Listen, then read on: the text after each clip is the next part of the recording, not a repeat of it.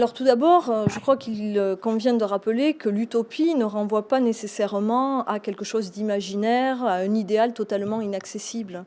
Il y a des utopies concrètes, des utopies pratiquées, et je pense que la franc-maçonnerie fait partie de ce genre d'utopie, capable d'anticiper sur certaines questions de société.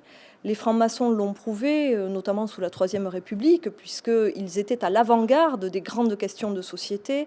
Je pense au XIXe siècle à Victor Schœlcher, l'abolition de l'esclavage.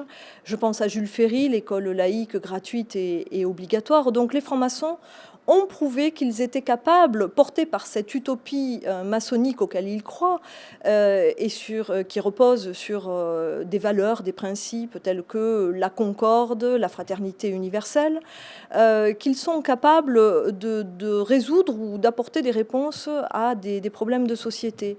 Aujourd'hui, il est vrai qu'on parle beaucoup du transhumanisme, et une société initiatique telle que la franc-maçonnerie, qui place l'humanisme au centre de ses valeurs et de ses préoccupations, est susceptible d'éviter par exemple certaines dérives, notamment parce qu'elle pose certaines barrières éthiques.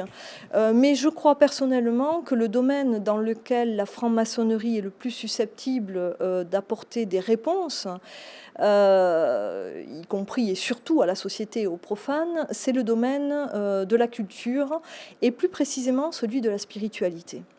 Nous vivons dans une époque qui est en crise de repères, qui est en proie au nihilisme, dirait Nietzsche. On le voit aujourd'hui avec le djihadisme. On a beaucoup de jeunes qui se radicalisent parce qu'ils ne parviennent pas à donner un sens à leur vie. Et la franc-maçonnerie, en tant que société initiatique, est une quête de sens. Elle n'est pas que cela. Elle est la quête de la convivialité, de la concorde, de la fraternité, mais elle est aussi et surtout une quête de sens, une quête de soi-même, et une façon d'arriver à donner un sens à sa vie. Donc dans cette société qui est la nôtre et qui ne trouve plus ses repères au plan spirituel, les francs-maçons ont des réponses, en tout cas des voies à proposer. Alors la spiritualité, on peut la définir de différentes manières. Un franc-maçon de la Grande Loge nationale française ne définira sans doute pas la spiritualité de la même manière qu'un franc-maçon du Grand Orient de France.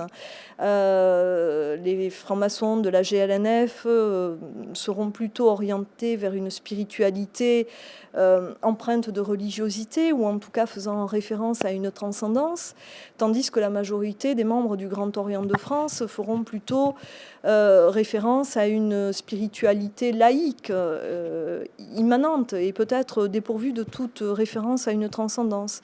Mais quoi qu'il en soit, le fait de développer cette spiritualité aide sans doute l'homme à mieux vivre.